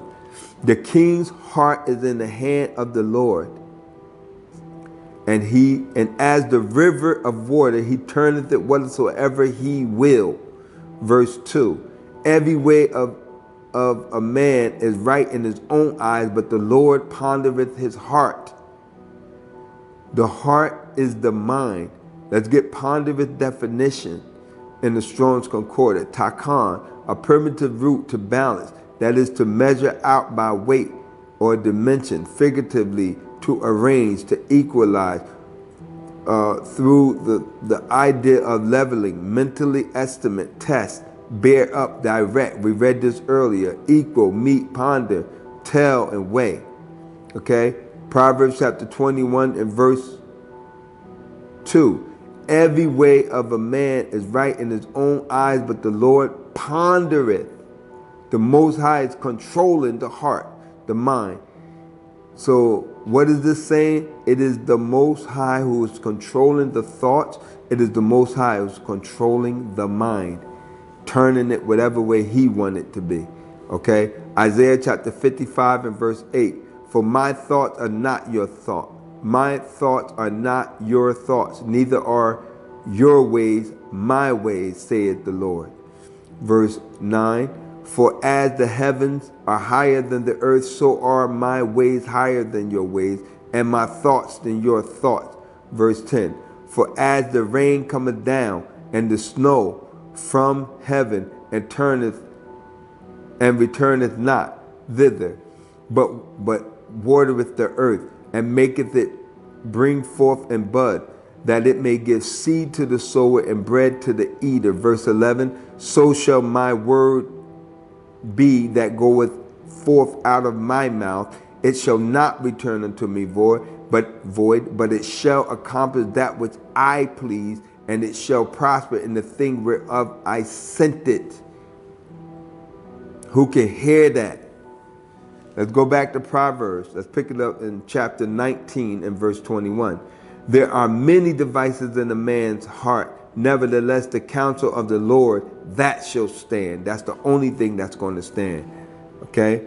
Proverbs chapter 21 and verse 1, once again. The king's heart is in the hand of the Lord, and as a river of water, he turneth it whithersoever he will. He do whatever he want to do. And you can't stop it or change it or alter it. Proverbs chapter 21 and verse 2. Every way of a man is right in his own eyes, but the Lord pondereth the heart. He controls the mind. Proverbs 21, and we're skipping down all the way to verse 29. A wicked man hardeneth his face. A wicked man hardeneth his face. All of you Christians, especially you black Christians, y'all are all wicked because you are hardening your face against the truth of the Most High's word. Okay? Proverbs chapter 21 and verse 29. A wicked man hardeneth his face, but as for the upright, he directeth his way. The Most High is directing the way of those who are upright, who have respect for his word, who hearkens or listens to his word and take heed to his word and follow and do what the Most High is telling them to do to the best of their abilities. Okay? But as for y'all true Hebrew Israelites who have taken heed to this truth that is written in the Torah, aka the Old Testament, the Most High have opened your eyes, and he is directing you because you are not leaning to your own understanding, but in all your ways you are acknowledging the Most High with reverence, with respect, and with fear for the Most High. So he is directing you, but you hard-faced Jesus lovers, y'all are headed for destruction. Okay? Proverbs chapter 21 and verse 30. There is no wisdom, nor understanding, nor counsel against the Lord. There is no wisdom, there is no counsel, there is no understanding that can stand up against the Most High. Okay? So what the Most High has spoken in this Torah, I don't care what other books you may try to get, they're not going to stand up against the wisdom of this Torah. Books like the Apocrypha, or books like the Book of Jubilee, or books like the Book of Enoch. They will not be able to stand up against the wisdom and the understanding and the knowledge of the Torah. So why do you think the Most High had those books removed? Because they can't stand up against them. And those books been manipulated too, because they have Jesus and all that in the Apocrypha. Okay? Ecclesiastes chapter 12 and verse 12. And further, by these, my son, be admonished, be warned, be careful, be cautious of making many books. There is no end. And much study is a weariness of the flesh. Let's get that again. Ecclesiastes chapter 12 and verse 12. And further, by these, my son, be admonished. What is admonished? Admonished definition in the Strong's Concordance. It is 2094. H2094 in the Strong. Zohar, a primitive root to gleam, figuratively to enlighten, by caution, admonish, shine, teach, give, warning. So I'm giving you a warning here. Be admonished of making many books and going into all those books. We are to take caution and be warned of messing around with all those other books. What the Most High gave to Moses to give to us is enough. Okay, that's enough. But for those who are seeking more and more and more knowledge, that is not good enough. What the Most High have spoken to Moses is not good enough for you. You have to go searching for more and more. Just like in the Garden of Eden, the Most High gave the commandment to not mess around with that tree of knowledge of good and evil. But that just wasn't good enough. That commandment that the Most High gave just wasn't good enough. The Most High's word to them was not good enough. Somebody had to go seeking for some more and more and more knowledge. Okay? But I'm telling you now, I'm warning you right now, you are going to get yourself hurt seeking for more and more knowledge. Okay? Many books are weariness to the flesh. Okay? It's going to hurt you. Ecclesiastes chapter 12 and verse 13. Let us hear the conclusion of the whole matter. Fear God. Do what? Fear God. Fear the Most High. Not God and Christ and all that. Fear the Most High alone. And keep His commandments alone. For this is the whole duty of man. Okay? Who can hear this? That's what the Most High requires of us. He did not tell us to go and try and get all of the knowledge that we could possibly get. Okay? He said, fear God and keep His commandment. That's a whole duty. Proverbs chapter 19 and verse 21. There are many devices in a man's heart. Nevertheless, the counsel of the Lord, that shall stand. Only what the Most High have spoken in the law and in the prophets, in this Torah, is going to stand. Okay? Isaiah chapter 8 and verse 9. Associate yourselves, O ye people, and ye shall be broken in pieces. Give ear, all ye people of a far country, and gird yourselves, and ye shall be broken in pieces. Gird yourselves, and ye shall be broken in pieces. Isaiah chapter 8 and verse 10. Take counsel together, and it shall come to naught. You can take counsel together, it ain't gonna do you no good, okay? You are going to be broken in pieces. You are going to be destroyed, okay? Take counsel together, and it shall come to pass. This is Isaiah chapter 8 and verse 10. Take counsel together. Y'all can take as many counsel together if you want to, and it shall come to naught. It's going to come to nothing. Speak the word, and it shall not stand. Because if it goes against the Most High, it's not going to stand. For God is with us, the children of Israel only. It shall not stand because the Most High is with us only. Who is us? Like I said, the children of Israel, the Hebrew Israelites only. So y'all can take counsel as much as y'all want to, and ain't going to stand, ain't going to do nothing. Let's go back to Psalms chapter 139, and we're almost done here. Psalms 139 and verse 2. Thou knowest my down sittings and my uprising. Thou understandest my thought afar off. The Most High our God, our Heavenly Father, He knows our down sittings and He knows our uprising. That is to say, He knows where we are. Okay? He knows where you and I are.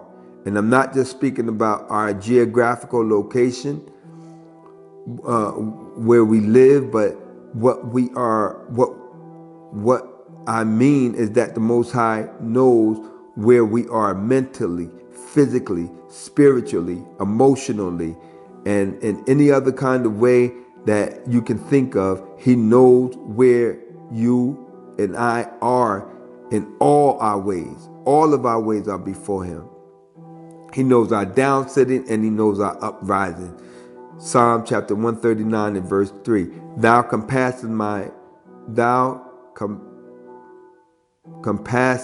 my path and my lying down, and are acquainted with how many of my ways? All of my ways. Psalm 139 and verse 4. For there is not a word in thy tongue, but lo, O Lord, O Most High, thou knowest it altogether, before you and I can even speak, while you and I were still babies, even before our mother and our fathers went on their first date. The Most High knew everything about us. Okay? Like I said, while we were still babies, even before you and I were even born, before our parents ever went on their first date, the Most High already knew that you were going to be conceived. The Most High knew that that you were going to be born. The Most High knew everything that you and I were going to say. The Most High already knew how you and I were going to look. The Most High knew how you and I were going to think. The Most High knew what you and I were going to do before we even said anything or did anything, because the Most High knows all things, because the Most High is all knowing. Okay? Because the Most High knows all things. The Most High knows exactly what you and I are going to think before we think it. The Most High knows what you and I are going to do before we do anything. And the Most High knows what you're thinking even right now. Okay? Psalms 139 and verse 3. Thou compassest my path and my lying down, and are acquainted with all my ways. The Most High is acquainted with how many of our ways? All of our ways. Psalms 139 and verse 4. For there is not a word in thy tongue, but lo, O Lord, thou knowest it altogether. Before a word can even get into our tongue, before it can come out of our mouth, the Most High already knows what that word is going to be. Psalms 139 and verse 5. Thou hast beset me behind and before, and laid thy hand upon me. To beset is to hem in and to surround and to cover and to protect. The Most High have protected us. I'm sorry. I know this was a lengthy study, but I needed to get this all in, okay? This is part 2 to all knowingness of the Most High. Let's go to Job chapter 10 and verse 11. Thou hast clothed me with skin and flesh, and hast fenced me in with bones and sinews. Verse 12. Thou hast granted me life and favor, and thy visitation has preserved my spirit. You have preserved me. You have protected me. You have saved me. You're my only Savior, Most High. Not no Lucifer Jesus, faggot God. Job chapter 10 and verse 13. And these things hast thou hid in thy heart. I know that this is with thee. Psalms 32 and verse 7. Thou art my hiding place. Thou shalt preserve me from trouble. Thou shalt compass me about with songs of deliverance. Deuteronomy 33 and verse 27. The eternal God, aka the Most High, is thy refuge, and underneath are the everlasting arms, and he shall thrust out the enemy from before thee, and shall say, destroy them. That's what the Most High going to do to our enemies. Destroy them.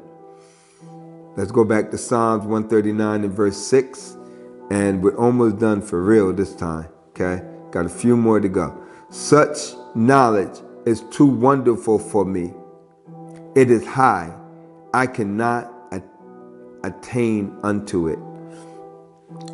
Psalms 40 and verse 5. Many, O Lord my God, are thy wonderful works which thou hast done, and thy thought which are to usward, to the children of Israel, they cannot be reckoned up in order unto thee. If I would declare and seek of them, they are more than can be numbered. Job chapter 11 and verse 6. And that he would show thee the secret of wisdom, that they are double to that which is known. Therefore, that God executeth of thee less than thy iniquity deserveth. That is mercy, because we deserve destruction ourselves, but he gave us less than what we deserve. Job chapter 11 and verse 7. Canst thou by searching find out God? No, you cannot. You cannot by searching find out God. The Most High have to give you understanding. He can. Let me say it like this: you can seek as much as you like, but you're not going to find anything. If the Most High don't give it to you, you're not going to find it. Job chapter 11 and verse 8. It is high as the heaven. It is as high as heaven. What canst thou do? Deeper than hell. What canst thou know? Verse 9. The measure thereof is higher than the earth, the border and broader than the sea. Verse 10. If he cut off and shut up, or gather together, then who can hinder him? Verse 11. For he knoweth vain men, he seeketh wickedness also. He seeth wickedness also. Will he not then consider it? Verse 12. For vain men would be wise, though man be born like a wild ass's colt. Verse 13. If thou prepare thine heart and stretch out thine hands toward him. Verse 14. If iniquity be in thine hand, put it away, and let not wickedness dwell in thy tabernacle. Who can hear that? We're going back to Psalms 139 and verse 7. Whether shall I go from thy spirit, or whether shall I flee from thy presence? I can't flee from the Most High. There is no getting away from the Most High. He is ever present. He's everywhere. And he knows everything. He's all knowing. Psalms 139 and verse 8. If I ascend up into heaven, thou art there. If I make my bed in hell, even when I die, okay, behold, thou art there. Psalms 139 and verse 9. If I take the wings of the morning and dwell in the uttermost part of the sea. Verse 10, Psalms 139 and verse 10. Even there shall thy hand lead me, and thy right hand shall hold me. Psalms 139 and verse 11. If I say, surely darkness shall cover me, even the night shall be a light unto thee, about me, because the Most High sees in the darkness just like it's light outside. Okay. Psalms 139 and verse 12. Yea, the darkness hideth not from thee, but light shineth as the day. You hear that? The darkness and the light are both a light unto thee. Psalms 139 and verse 13. For thou hast possessed my reins. Thou hast covered me in my mother's womb. Psalms 139 and 14. I will praise thee. I give all praises to you, Most High. I will praise thee, for I am fearfully and wonderfully made, and marvelous are thy works. You get the credit for all these things, Most High, because these are your works. Okay? None of us had anything to do with us coming here. None of us had anything to do with the thoughts that's in our mind. None of us had anything to do with anything. You are in total control. This is your earth. We are the potter. We are the clay, and you are the potter, Most High. You do whatever you want to do, and nobody can stop you or say anything or do anything about it. Psalms 139, verse 14. I will praise thee, for I am fearfully and wonderfully made. Marvelous are thy works, and that my soul knoweth right well. Psalms 139 and verse 15. My substance was not hid from thee when I was made in secret and curiously wrought in the lowest part of the earth. Psalms 139 and verse 16.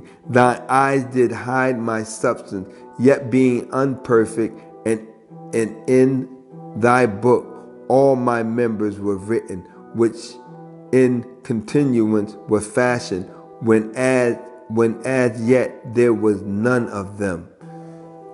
The Most High is awesome.